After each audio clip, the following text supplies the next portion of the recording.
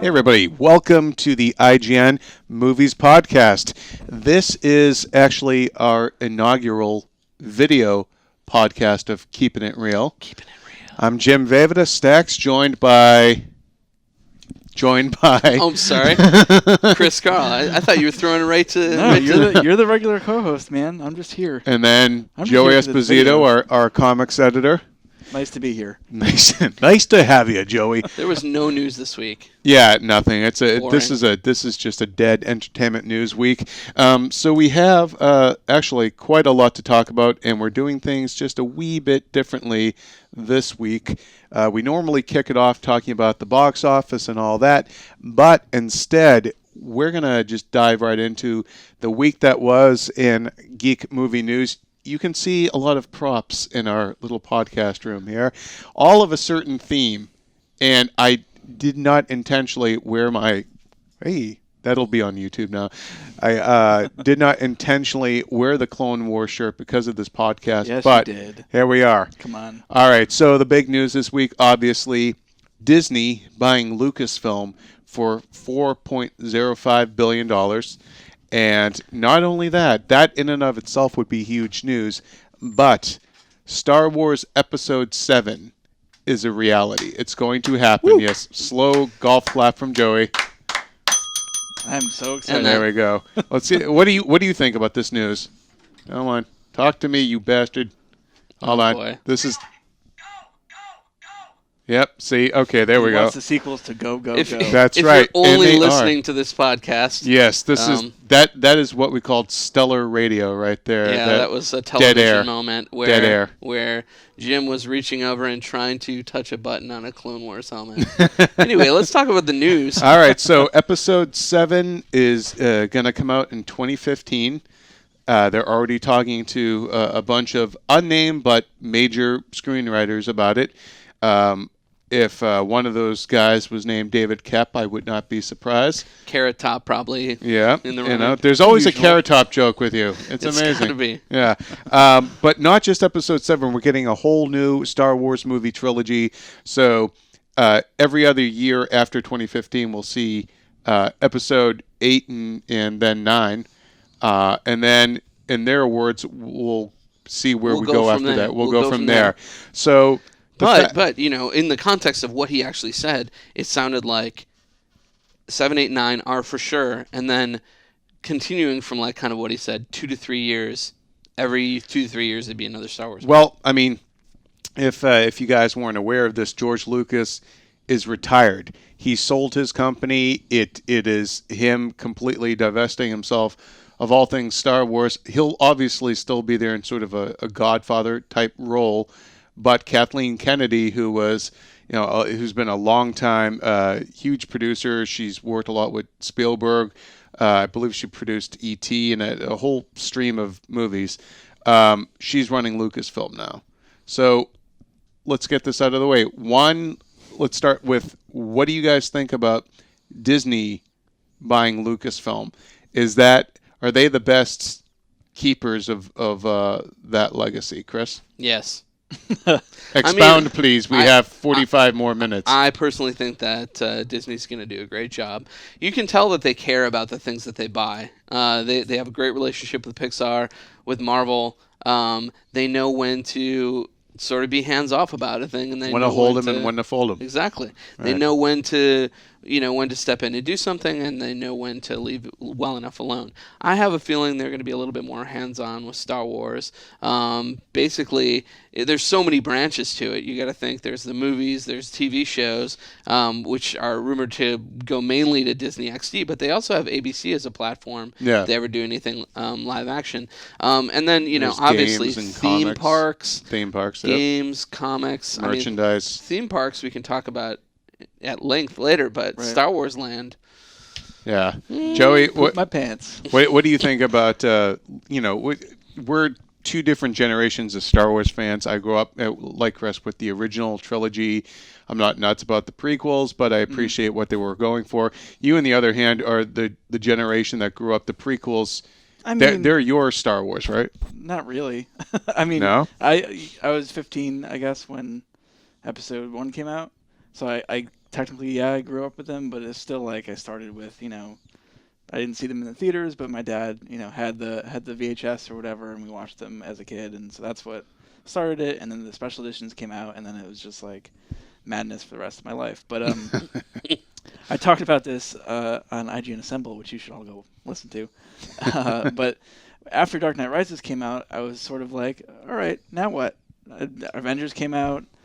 Dark Knight Rises came out. I have nothing else. There's nothing. Whenever to live you think for. you can hang up your guns, and something then, else and then will this happen. happens, and now, especially with every 2 to 3 years, now I can just keep on living, and everything will be fine. Reason not to commit suicide, number 184, a new Star Wars trilogy. Yes, there we go. exactly. I'm really excited about sort of world, this continuation of the world, but I'm actually even more excited about possibilities for the future. I like this trilogy is cool, but like I love the idea that now we might be able to go back to the old Republic stuff that they explored in some of the games, or do movies that aren't necessarily in the Star Wars like Skywalker. the I mean, lineage. is it time to basically retire the whole Skywalker family and just move on and try something else? Because, and I think I'm paraphrasing Lucas here, once Vader is redeemed by the Son, the story's over.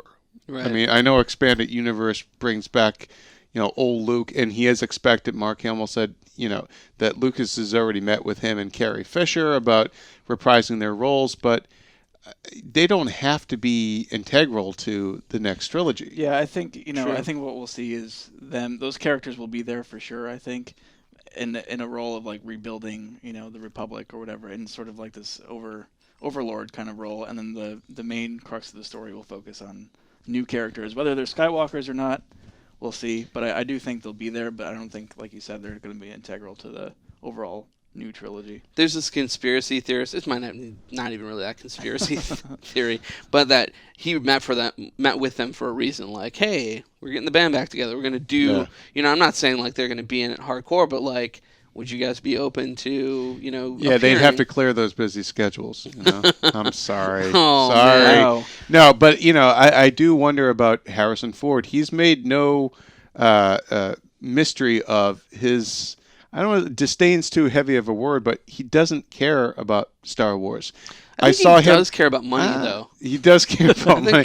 I saw him at the Empire money. Strikes Back 30th anniversary screening a couple of years ago, and he actually went and saw the movie with the crowd, and I was one of the people in the crowd, and he said he hadn't seen that movie in 30 years. And so it doesn't really, like, Indiana Jones matters to him. Han Solo, I think he's frankly kind of embarrassed by. I mean, he did want him to get killed off in the second movie, and he just doesn't seem to in any public interview that he's given ever really express any real affection for Maybe it. the new trilogy will be his chance to die on screen as Han Solo. So It's true. that could lure him back. That's the opening 5 minutes as Han getting blown to hell. Messed up. But here's the other bit that I found interesting. Like I think you actually said this about some of the stuff that was revealed after the fact. George Lucas was saying that when Yoda says there is another Skywalker, he wasn't necessarily referring to Leia in Return of the Jedi. He was referring to possibly a different Jedi.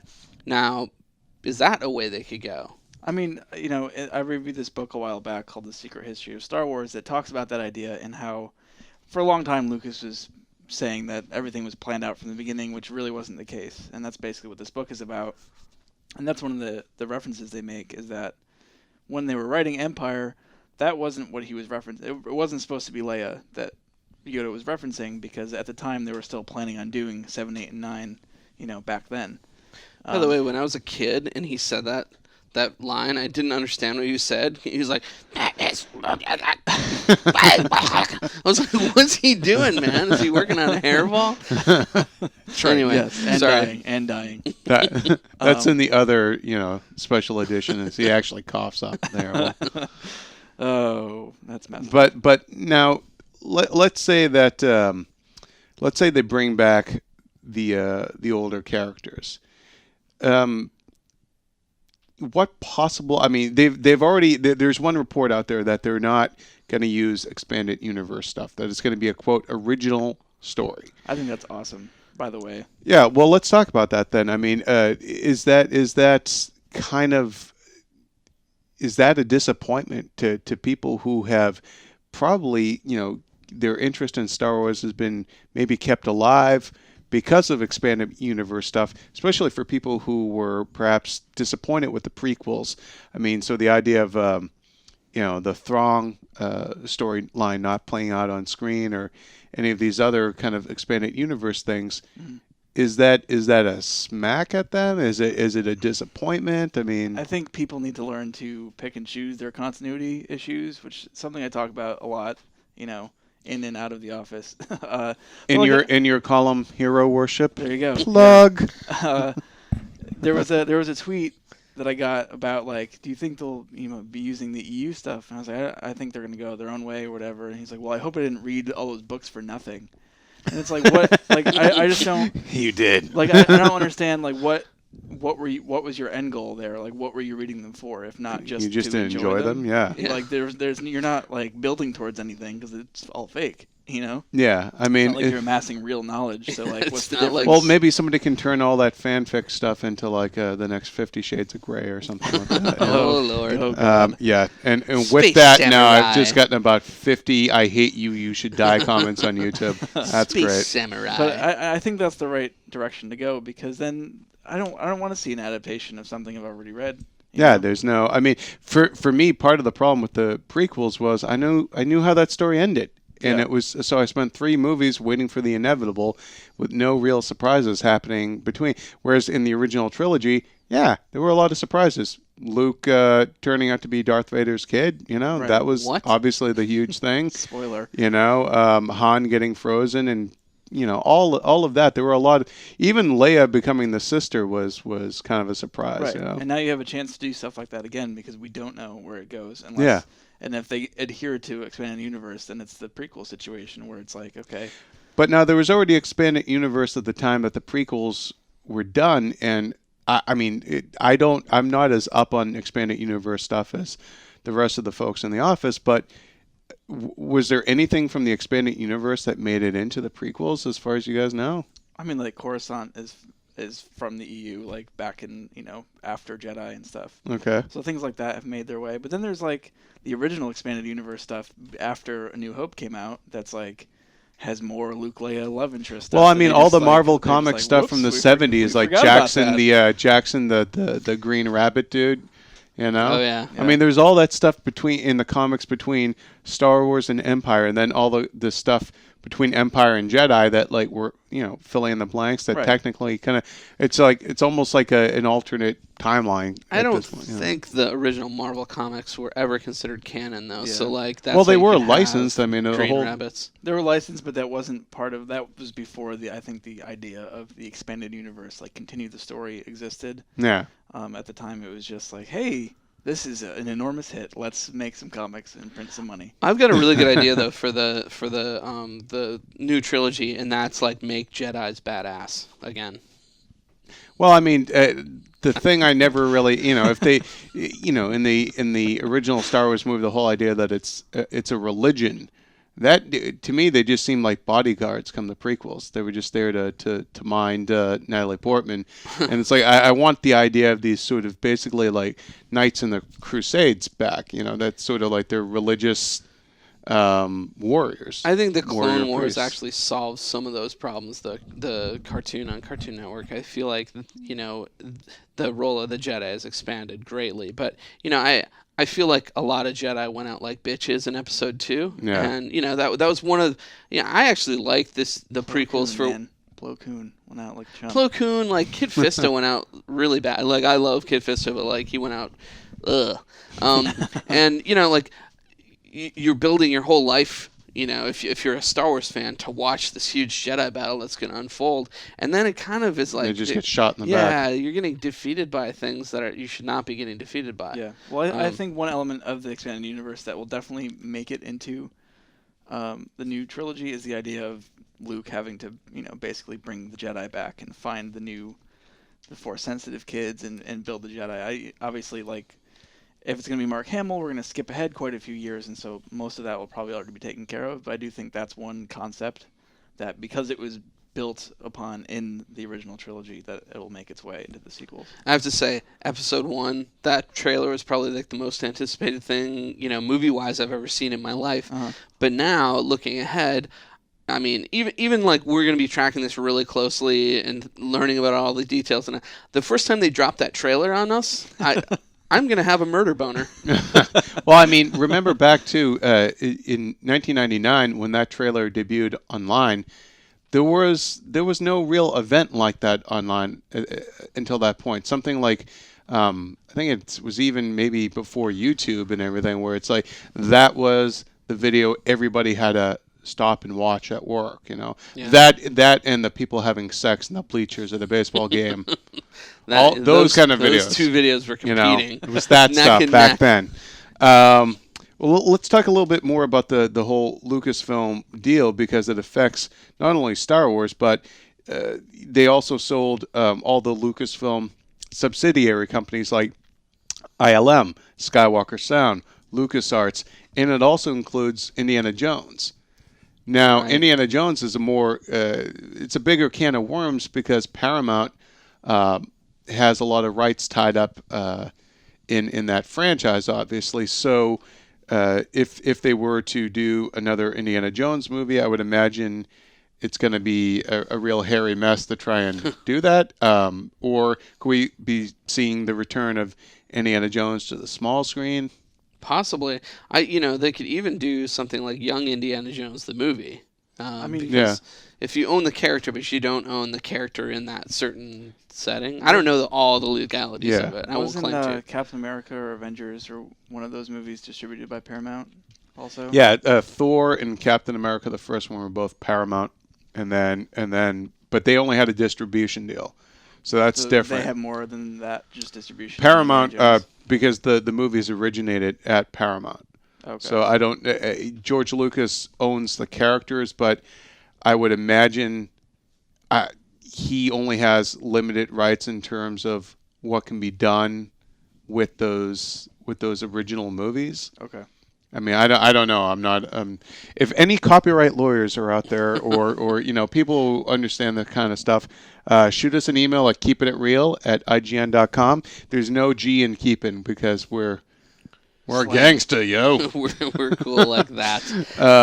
So yeah, I mean, there's a lot more to this whole Lucas deal than just Star Wars, and we're going to see it play out across multiple mediums, from games to comics. I mean, you have a couple of not to poach from your podcast probably, but how does this affect Dark Horse? How does it affect even on the TV side of things? Eric Goldman, our TV editor, is not here today, otherwise he'd be sitting in on this, but it's going to affect Clone Wars For sure. Back to Indiana Jones for 1 second.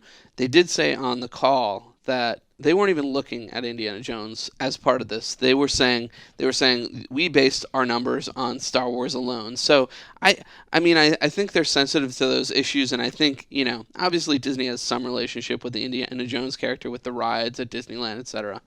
But I think they'll look at that for the future. I think right now they're completely like, woohoo! Let's milk Star Wars. We just got Star Wars. But I mean, this is really impressive because this deal had to have been in the works then for over a year. Right. And like Marvel, another situation where even though there had been some rumblings among lower level employees and sort of rumors that some of us had heard, but you hear so many rumors about anything that you at a certain point you kind of tune it out because there is a lot of BS that just floats around in this town. Yeah. But the fact that for a year they pretty much kept the lid on this, like with Marvel. Yeah. And for sites like Deadline or Variety or Hollywood Reporter to not break that is pretty impressive. I have to wonder, like, this might be a little too inside baseball, but like somebody like Nikki Fink must have been pissed that they didn't get like the exclusive and breaking that Oh news. shucks. Damn. I think Disney is a pretty buttoned up company, and they have really ironclad NDAs in place, and I assume Nothing a few drinks won't probably lose. I think though that this is a secret that the core stakeholders in it really needed to keep secret and wanted to keep secret. Yeah. And I don't think there were a whole ton of people involved in those discussions until probably a couple months ahead of time. Yeah. I think it was probably confined to Lucas and his inner circle, and then the big, Bob Iger and the big execs at Disney. So, Lucas is now the second biggest individual shareholder in Disney stock. He's getting half that deal in cash, which, God love him, he's given it to charity. Well, most of it. I'm not sure of the exact numbers, but he's giving a lot to education and to charity. So good for him. Yeah, I mean, Lucas is a stand-up guy. I think a lot of people have, sort of bashed on him for raping their childhood or whatever. It's like, get over it. First of all, he gave you your child, right? That's the other thing. Like, I love all this. Oh, great! Disney's going to turn Star Wars into kids' movies. They were kids' movies, you idiot. How old were you when you discovered Star Wars? You were probably 4 or 5, right? True. Yeah, I mean, God. But not only that, it's Lucas has kind of demonstrated, he is about other things than just Star Wars in his life, and one of those things is like sort of and Willow helping the next generation of filmmakers. I mean, but things like ILM and Skywalker Sound and all that stuff. Pixar started as part of Lucasfilm. Right. All those things he gave to the world. So if you're narrowly looking at George Lucas as somebody who gave you Star Wars and then screwed it up, I mean, for me, Star Wars and Indiana Jones, that contribution to humanity is enough for him. Yeah, I think he earned his place in the pantheon. He also gave you the tools that made Jurassic Park possible and made blockbusters possible. He invented blockbusters along with Jaws, really. Well, yeah, I mean, Spielberg and Lucas were pretty much the fathers of the modern sort of movie-going experience. We wouldn't have summer movies without those two guys. Yeah, I mean you would, but you would, but it wouldn't have been the. You have movies that came out in the summer. Yeah. Be like, oh, two-lane blacktop. Yeah. Wow. I'd like to think that Nicolas Cage gave us the February release event. That's my feeling. You're not wrong. Yeah, that's true.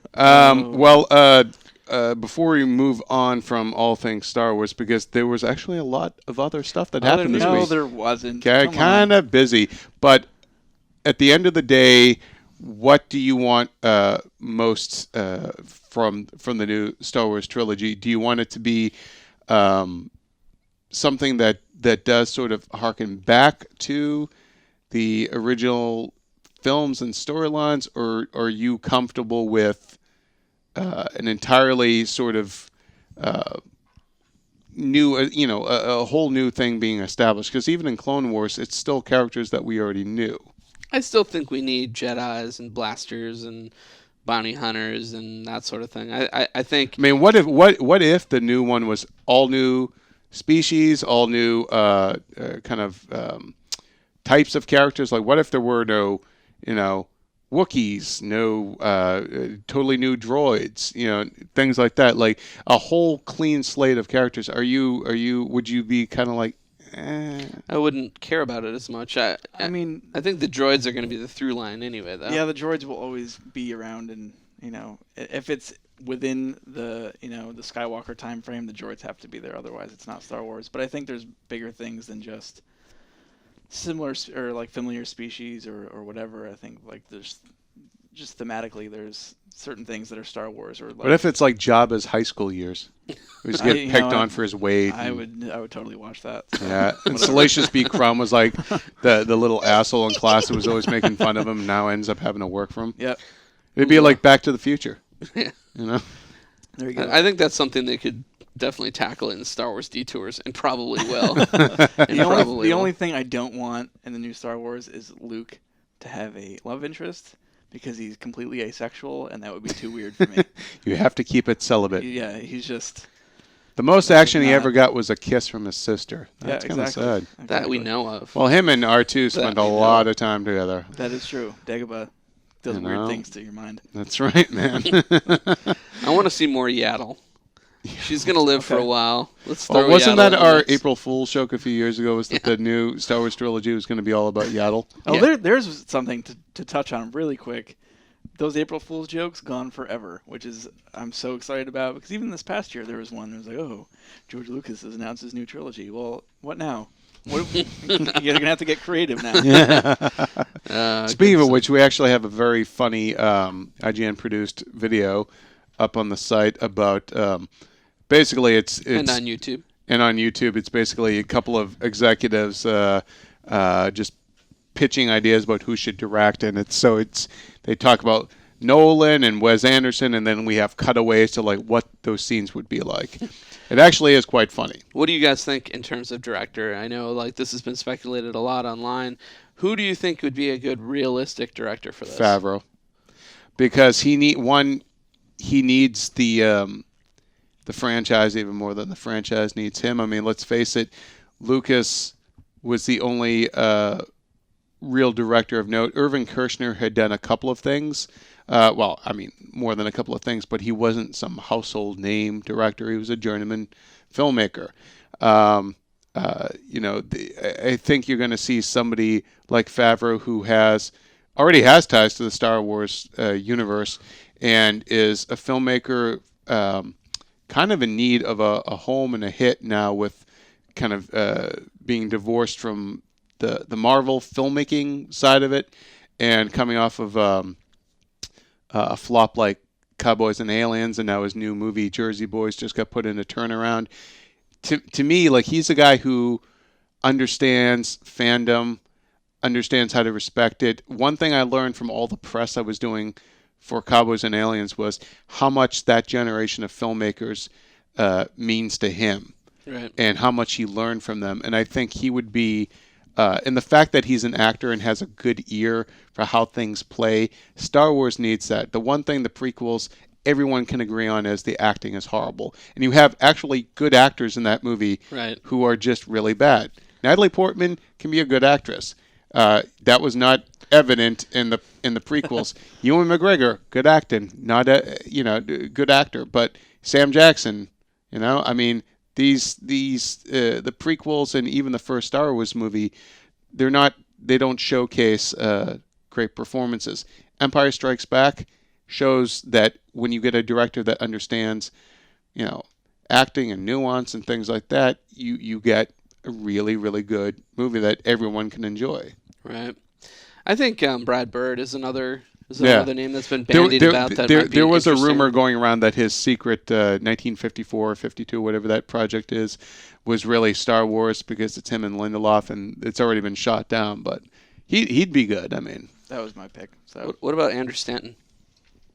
I think he could do it, but I think there's definitely a sort of cloud over that, but well, I mean, I think he'd be good for it. I just don't know if he's learned the lessons from working in live action that he'd be really seasoned enough to pull off with Star Wars. I think fans would totally reject him, so that's probably a reason not to go with him. Which sucks because you know what, John Carter's not that bad.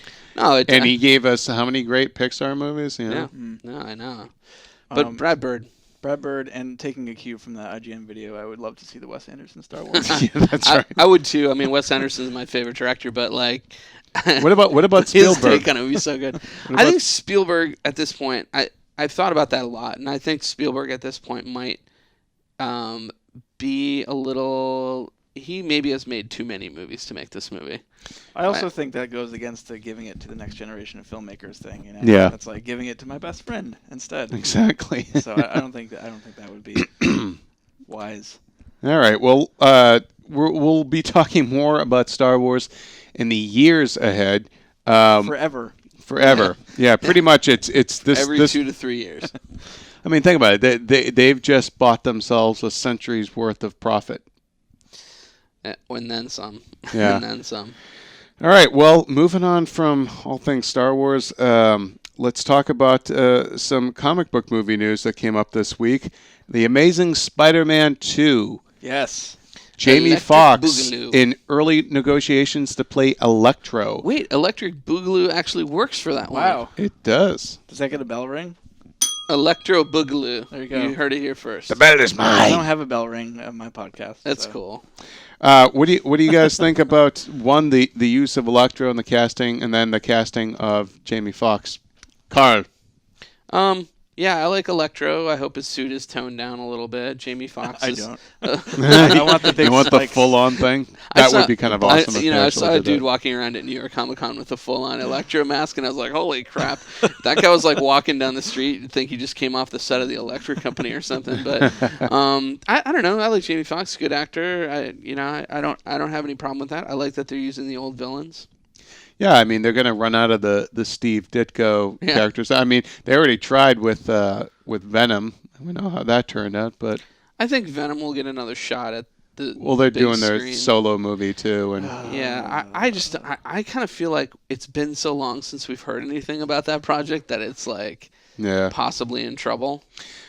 Joey, what do you think about Jamie Foxx as Electro? I'm not a huge Jamie Foxx fan, but I do like the idea of Electro. I think it's an interesting choice. It's something we've really never seen in a Spider-Man movie. I mean, usually the villains are, even Lizard, I guess, is more.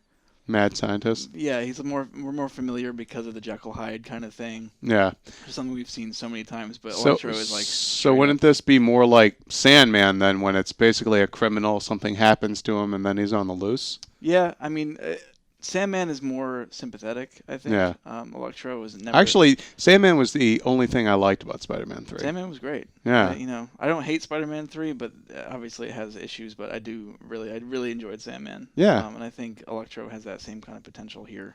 Yeah. So. Now, is Electro enough to carry a whole movie? Do we see them doing multiple villains, or? I think there'll be a bigger villain. I think it'll be a situation like Sandman where he's a villain, but he's not the real crux of that whole thing was the what was it called? New Goblin.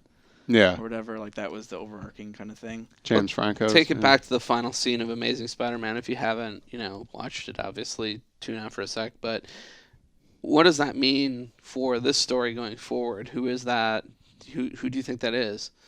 I think that's in the final Norman. moments. Norman, right? So, like, why wouldn't that be a factor? I feel like they were setting it up for him to be the main villain and Electro maybe to be a little peon. And will we see Lizard come back? I think we talked about this earlier, but in the video game, there's actually scenes with Lizard. It takes place after the movie, so like Peter is going to Kirk Connors for help while he's in prison, and they're like forming this weird kind of bond. I never finished the game, so I don't know how that all plays out. So it's like a Hannibal and Clarice kind of thing? Yeah, but it's more like it's more affectionate than that. Like it's more. It's Really? not like they're not What like. did the spider Really is? say, Peter? It's weird. So I don't know like if they're actually gonna. If How that's come canon or not, but- Kirk Connors doesn't just give up Peter Parker? He knows he's Spider-Man. He's caught. He's alive. Why? There's nothing to gain from it. It's his best friend's son. There's a dead police officer, and a lot of people that still don't believe Spider-Man is a hero. So, in order to maybe save yourself from a needle in your arm or something like that, why not give up something? I think that's part of his honorable side of Kirk Connors. In the Connors state, he's actually a decent guy. It's only in the Lizard state that he becomes. When the reptile brain takes over, then When the reptile all is lost. All right. We all Well, have a reptile brain. We do. Dexter tells us that. that's right. So Spider-Man 2, Amazing Spider-Man 2 starts filming early next year. And then it's going to come out summer 2014. And Gwen Stacy factoring in, right? Gwen Stacy, Mary Jane. Love triangle. One thing though, just to real quick take it back to Star Wars. 2015, Star Wars Episode 7, The Avengers 2, Justice League. And Jaws 19. That's right. You know, I'm loving it. That's just when you thought 2012 couldn't be the biggest nerd year ever. You know? Sponsored by McDonald's. Wouldn't it be awesome if, like, now McDonald's is their sponsor? I just did that. I should have done that. Oh, well. Let's see. Some other Marvel news. Frank Grillo, I think is how he pronounces his name. You know him from Prison Break and Warrior and The Gray. Is going to play Crossbones in the new Captain America movie. Also in this movie are going to be some familiar faces from Avengers and other Marvel movies. Sam Jackson back, of course, as Nick Fury. Scarlett Johansson back as Black Widow. There's some rumors online that we're going to see her relationship with the Winter Soldier in the years before Cap was thawed out. And then Kobe Smulders back as Maria Hill. Yeah. So that's, you Maybe know, Cap 2. Cap 2 is shaping up pretty nice, I think. It's very shieldy. Yeah. Very shieldy. Scarlett Johansson's getting paid. I mean, I have to wonder with the S.H.I.E.L.D. TV series now, like, are they going to be maybe, even though it's going to be quote unquote autonomous from the movies, you do wonder if they're not going to maybe sow a few seeds in there for the TV show. I don't know. I think there has to be something. At least, at the very least, characters that are going to be on the show. Clark Gregg waking up out of a coma or something. I honestly don't think we have to worry about it. I think all those guys at Marvel want the S.H.I.E.L.D. TV show to work so badly they're going to put, Joss Whedon's in control of all that realm. There'll be crossover. The through line is Galaga. That's what the rumor mill says. Okay. X-Men Days of Future Past has its director, and it's Bryan Singer. It's like Days of Future Past. It is. Everything old is new again. That's so Everything's being meta. brought back. Whoa. I mean, what do you guys think about Singer coming back? I'm excited. That's cool. It makes sense, right? Yeah. If it's going to tie in with the earlier movies, why not get the guy that made them? I love how retroactively everyone hates X2 online. Yeah, I know. Like, That's more What bold. movie did you see? Yeah. Because I What? remember loving it. Who's saying that? A lot of Comments, man. A lot of Oh. commenters, man. Hey, Just comments. like apparently Spider-Man 1 and 2 sucked and they always hated them. You know, What? Okay. Because Sam Raimi made Spider-Man 3 and Bryan Singer made Superman Returns. So that means everything they've ever done is shit. Right. Obviously. Yeah. That's math. It is. It's science. All right, so we're all on board with Bryan Singer directing? Yeah, I think Yeah. it's going to be cool, especially Here, like here. you said, like tying into the older movies. I think it's only fitting. Here's what I'm curious about is there were so many reports of the cast hating him by the time X2 rolled around that I'm gonna Fresh be cast though. it's gonna be curious to see who wants to come back to work with them. It's also been a decade. Maybe tensions have calmed down by now. I don't know. You know?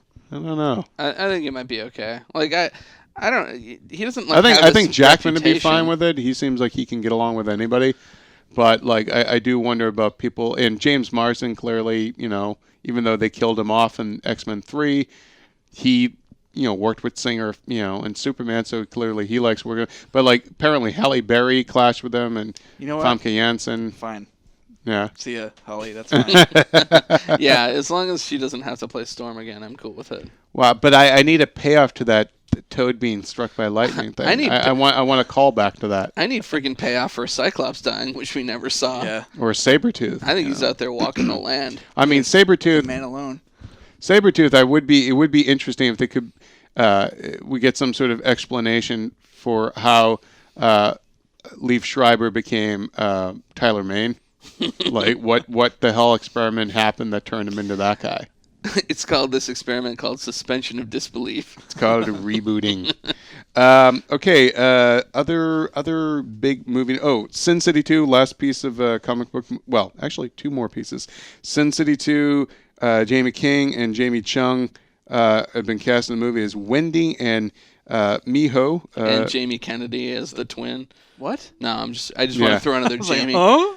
Jamie Kennedy. Yeah. And then let's see what. Oh, this one I really hope is true.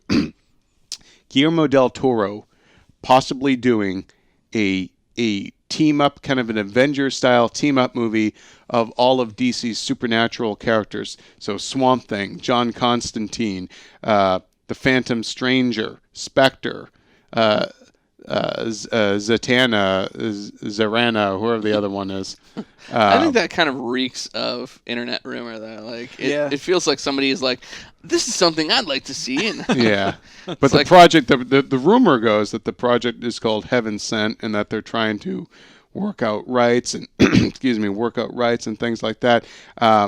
It'd be awesome if they did pull that off. I do wonder if animation wouldn't be the best route for that. Like stop motion animation or something like. I'd love to see just Swamp Thing brought back to the screen. That story. Yeah. And then I don't care. So about more the of other an stuff as Alan much. Moore-esque kind Yeah. of take on The it. DC Supernatural stuff is just fantastic. All those characters are great. I think. I just want the Phantom Stranger to wear that white turtleneck. He was pimping back in the 70s with that cloak and the fedora, the white turtleneck and the gold chain. Very mysterious. Yeah, it is. It's very mysterious why he would leave the house dressed like that. What the hell is that guy wearing? Yeah, exactly. And just the shadow that was always covering his eyes. Yeah. The closet of mystery. All right. Well, moving on from that, Castle Wolfenstein. That movie is Come and see. It's back to life. The American film market is going on this week, and it was announced that Roger Avery, the Oscar-winning co-writer of Pulp Fiction, who also worked on Silent Hill, is teaming with the Killing Zoe, and then the producer of Silent Hill, Samuel Hadida. They're going to do the Castle Wolfenstein movie, and the tone is going to be sort of like Captain America meets Inglourious Bastards. Now, this project actually they were teamed up for it a few years ago, and then Roger Avery went to jail for drunk driving, vehicular manslaughter. Yeah, this is he killed a passenger. He was drunk driving, killed a passenger, and badly injured his wife. Wow. Went to jail for about a year or so, and yeah. So that's where he was for a while. What a douche. Yeah, but now he's back in Castle Wolfenstein. Killing Nazis. So we don't have to kill him. That's right. So what do you guys think about that project and sort of the tone they're going for? Anytime Nazis are getting blown away, I'm just kind of cool with it. Yeah. So that's cool. As a fan of Wolfenstein 3D, that's also exciting. But I don't know. I just think they're trading on the Wolfenstein name to make like an action-based Nazi killing movie. But how much cachet does that name have? It doesn't matter. I think like it's a cool name, so people will go even if they don't know the game. There is a fan base of people who grew up with games who I think will realize it. Like it's stretched for a long time. The old school like PC game, like the references I was driving, like Kamenzi and all that stuff. That's all like Mach Schnell. Yeah, that's all. And then they walked, and it's like great game. I love that game. Well, another video game movie. Blazkowicz. Another video game movie in the works is Need for Speed, and the gloriously named Imogen Poots. Everybody Poots, even Imogen.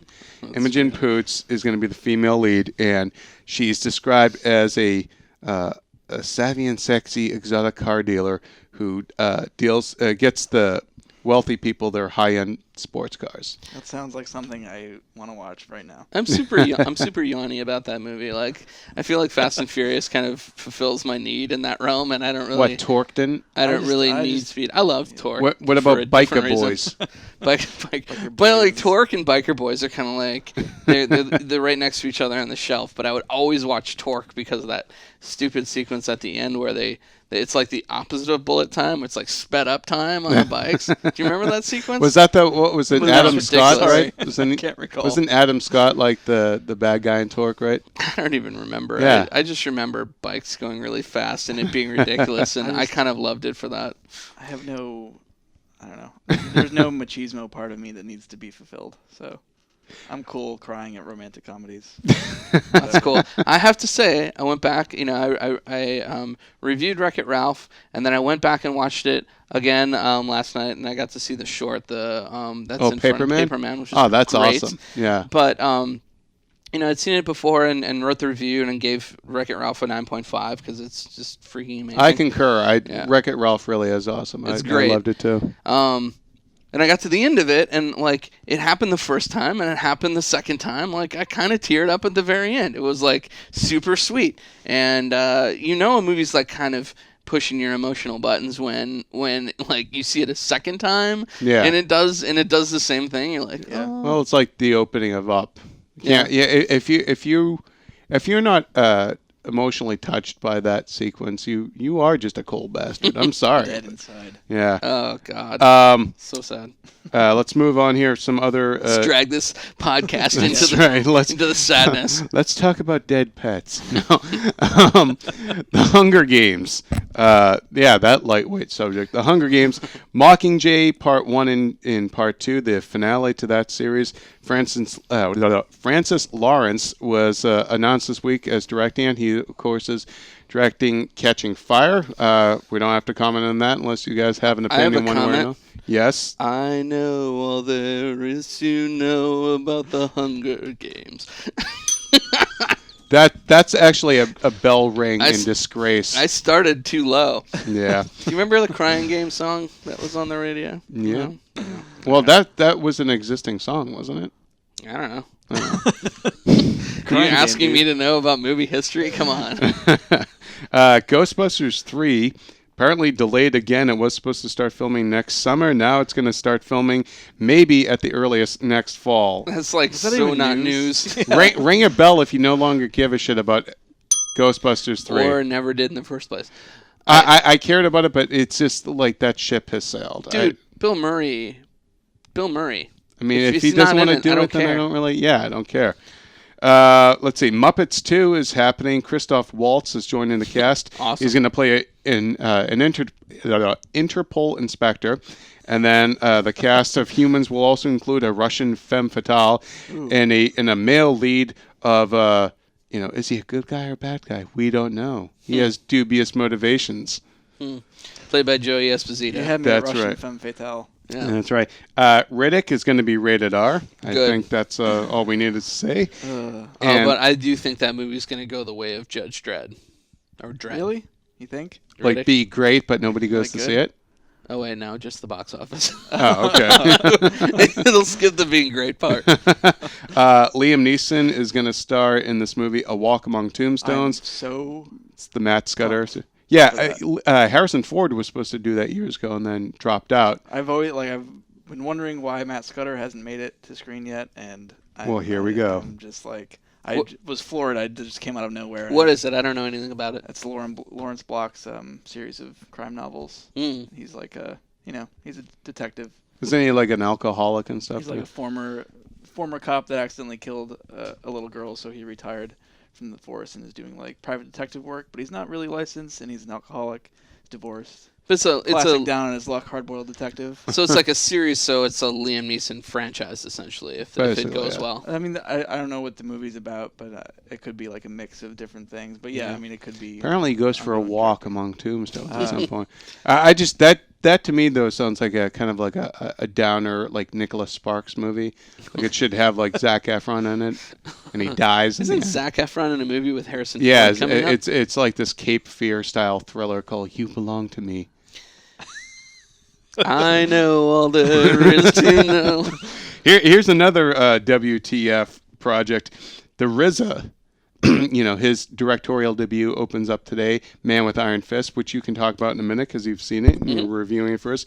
He's doing a biopic of Genghis Khan written by John Milius. That's a weird pairing, but Genghis Khan, I think, is a project that's been out there for. Well, I mean, wasn't the movie Mongol about that came out a few years ago? Yeah, but I mean, there have been these like bigger sort of Hollywood people sniffing around the Genghis Khan project. Mickey Rooney at one point, Steven Seagal.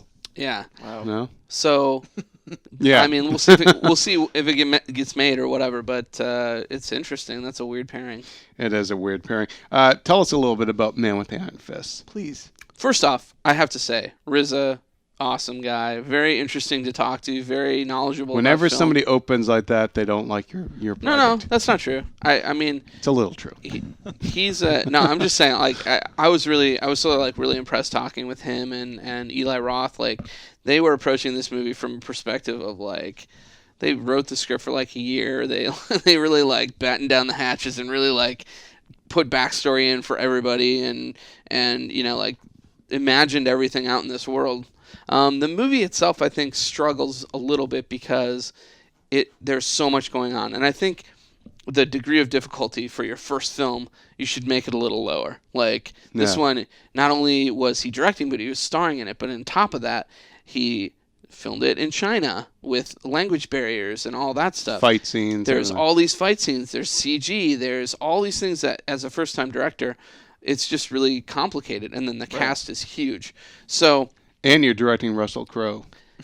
but I will say, it's a lot of fun. It's fun to watch it play out on the screen. It gets messy at times, but it's interesting to see. Kung Fu fans, I think, owe themselves, like you should go see it because there's some really cool fight sequences, cool weapons. The style of it is cool. Are you sitting there the entire time Russell Crowe's on screen like, I can't believe he's in a movie called Man with Iron Fists? The first time he walks on screen, you're like, what? And then he is great. He's like, is he in the movie a lot, or is he just a few scenes? He's he's not the star of the movie or anything, but he's in it a fair amount. I wouldn't say like, half of the movie or anything. I think he's probably in like 25% of the movie. But his so character like Peter steals O'Toole it. and Supergirl then. Yeah, his character pretty much. I don't want to say steals the show because there's so many things going on, but he's a definite high point, and he's just a surly, like drunk. Yeah, but what about the character? No, I mean just like a kind of a wretched human being, but like really fun to watch. The character. Yeah, I mean, so I recommend it to kung fu fans if you are like a little dubious on being able to follow the kung fu storyline. Some people might have problems with that, but I still think it's a fun action movie, and Russell Crowe is pretty much worth the price of an admission. Okay. He's worth the price of intermission, which is free. Also opening up this weekend is Flight. Now, I saw that, and it's good. It's a good, a solid performance piece from Denzel. I thought the movie had a couple of mixed messages about it. Basically, if you're going in there expecting it to be all about a man saving an airplane, it's not that. That's one moment in Act 1, and it's a hell of a sequence, but it's really about an alcoholic who keeps lying to everybody and to himself about his problems, and it just so happens that he's the hero of this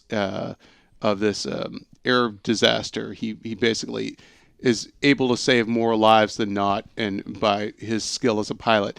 But he was drunk. That sounds really morally and emotionally complicated. Yes, I can't handle those well, things. here, maybe this will get you to go see the movie. The first thing you see in the movie is a close-up of a giant woman's, not a giant woman, but a giant nipple, a woman's nipple. A woman who is actually a giant. Yes, 8 a feet tall. 10-foot tall giant nipple. Yeah, so, and then full frontal nudity from said woman for just completely gratuitous for like 10 minutes. Her walking back and forth, pants off, everything. No, that still doesn't. I'm not saying that there's anything wrong with that. I'm just saying, if you're going there, like, I can just see all the old people going there, let's go see the movie about the pilot. And then just, like, boobs. Full on, whatever, dude. Bush, everything. I'm sure old people love doing that too. coke, everything in the first 20 minutes of the movie. I wonder how many old people, like, you get really old and then they're like, I'm going to try coke. I wonder how many old people are like, hell, man, like, I'm going to die. Like, I haven't done this. I haven't done heroin. I haven't, like, slept around. There's a really high incidence of STDs among old STDs people. among people in nursing homes. Yeah, thank you, Viagra. That was the subject of a Parks and Rec episode a couple weeks ago. It was? Nice. Yep. Nice.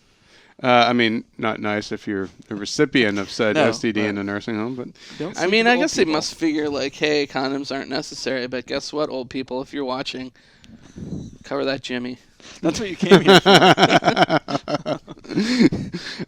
One last piece of movie news. There's this thing called a project in the works called The Monuments Men, and it's George Clooney's next directing effort, and he has lined up a hell of a cast, including himself in there, but it's going to be him, Daniel Craig, Bill Murray, Cate Blanchett, Jean Dujardin, who beat Clooney as Best Actor last year. He's the guy from The Artist. Can't beat him, John.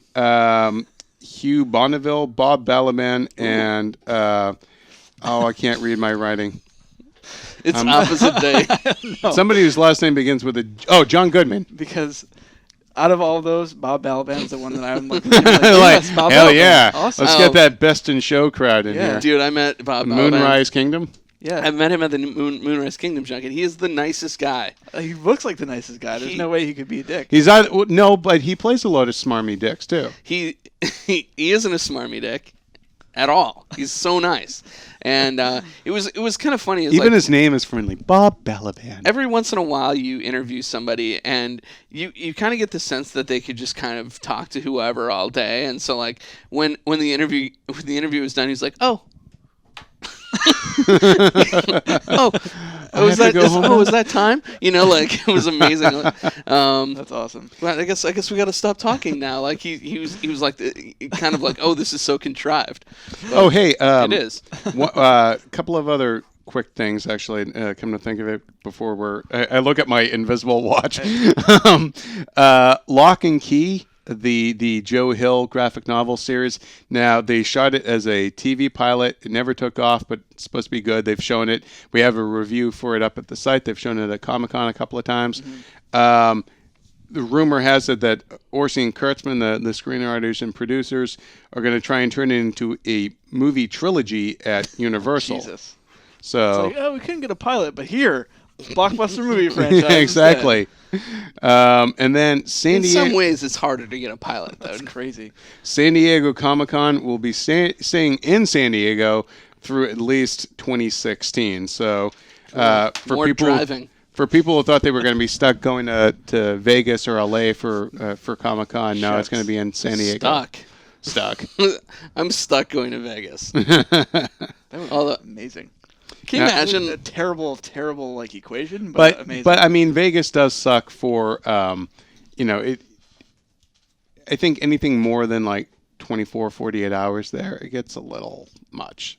Maybe if you're 21, depends on your tolerance.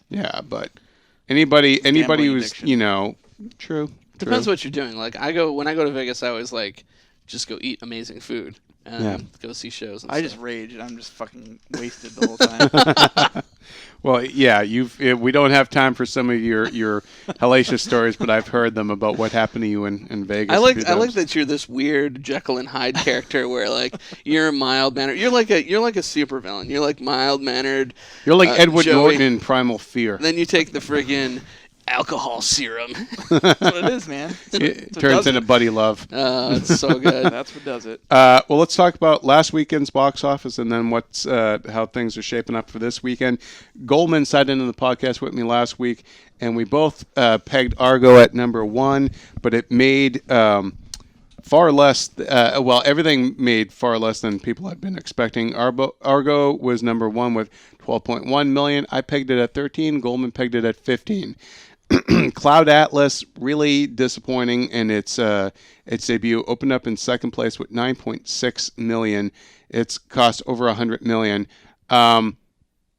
Critically, it's kind of divided. More people seem to like it than not, but it's gotten a lot of pans too. I guess why does something like Cloud Atlas get a pass, but John Carter is hung out to dry, even though John Carter will end up making more money? Cloud Atlas is arty. Yeah, I think that's the whole distinction. I think that when people see John Carter as like crass commercialism, they see Cloud Atlas as this like attempt at something. Right. Yeah. I haven't seen it. So I'm just speculating, but from the previews, that's what it looks like. And Silent Hill Revelation 3D opened with 8 million. I pegged it in fourth place with 9 million. Goldman had it in fourth place with 10. It was actually fifth place with 8 million. That about it then for Silent Hill on the big screen? Yep. Horrible movie. Yep. Don't do that again. Yeah. All right. Well, opening up this weekend, Wreck-It Ralph is clearly the big dog in the pound. And then we have Flight and Man with the Iron Fist. I think I'm going to say Wreck-It Ralph, number 1. Now, we have to bear in mind that Hurricane Sandy, or at least Sandy, I think she got downgraded, right? Sandy is knocked a good chunk of the East Coast out of commission, so I'm not expecting receipts this weekend to be particularly stellar because a lot of theaters are probably still closed, at least in New York and stuff. Actually, a quick sidebar, but I got an email from when I used to live in New York to the theater I used to go to that was like, hey, we're open. I know everyone's out of power, but come to the movie theater and forget about it for a few hours. Is it just going to be like a guy juggling or like a Nickelodeon experience where they just... But I thought that was interesting, just that, because I know that area is still out of power, but the theater is up and running, so... Well, the strippers are still working, I'm sure. So it's true. They don't need electricity. Well, for most of it. Oh boy. All right, so I'm thinking Wreck-It Ralph, number 1. I'm going to say 45 million. Okay. And that to me is optimistic because I really don't know how San Diego is going to affect all that. I'm going to say Flight, second place. I'm going to say 18 million. And then Argo, third place. I'm going to go 9. I think Man with the Iron Fist, I'm going to say fourth place debut. I'm going to say 8 million. Okay. My turn? Yes. Sure, Joey. I'm going to say Wreck-It Ralph, 31 million. Okay. Nice. Exactly. I'm going to go Argo at 10. Okay. Flight at 9. Okay. And then Man with the Iron Fist at 6. Okay. Carl? All right, I got Wreck-It Ralph. Man, I'm gonna say 42. I think if Sandy wasn't a factor, I think it would have huge receipts this weekend. But like, I mean, everybody seems to want to see it, but it's yeah, I think it could be one of those movies that actually holds really well when those theaters come back. Right. A lot better. I agree that Flight's gonna be second. I'm gonna do that at 15 million. okay. I think Man with Iron Fist is going to be about 12, and then Argo coming in at about 7. All right. Well, guys, that'll about do it for this week's podcast. Thank you for watching, even though we haven't looked at the screen much this entire thing. But thank you for watching our inaugural video podcast. This is indeed a very special Keepin' It Real. And thanks for listening as well. Thanks for listening as well. Didn't miss much. That's right. Give us a shout out over on iTunes. Some props over there. Again, read or email to keepinitreal@ign.com. Normally, we'd have a little bit of time to read some of those, but I think people understand why our plate was kind of full this week. Star Wars happened. Star Wars. But thanks for watching. Thanks for listening, and we'll catch you all next time.